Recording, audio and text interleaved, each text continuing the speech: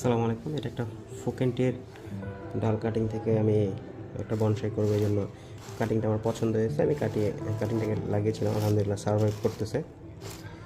তো এই যে দেখতে পাচ্ছেন ছোটো ছোটো কুশি আসতেছে, আলহামদুলিল্লাহ এই ছোটো ছোটো কুশি আসতেছে।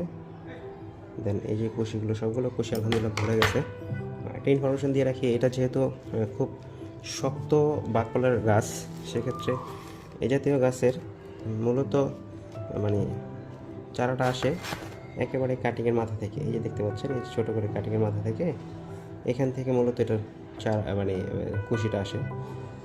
তো যাই হোক, এখান থেকে আসবে, আশা করেছিলাম এখান থেকে আসবে। এখান থেকে যে কালো কালো হয়ে আছে, এই কালো অংশগুলোকে ভেদ করেই একটা একটা করে কুশি বের হয়ে আসবে। তো এটাকে আমি আরেকটু পরে গিয়ে চেঁচে দিব, দিলে এখান থেকে আমি একটা কুশি নিব। তো হচ্ছে মূলত এই দুটো কুশি থেকেই আমি গাছটাকে উপরের দিকে সার্ভাইভ করাবো। এটা টপে রেডি করবো চিন্তাভাবনা আছে। তো যাই হোক, এখন দেখা যাক পুরোপুরি সার্ভাইভ করুক।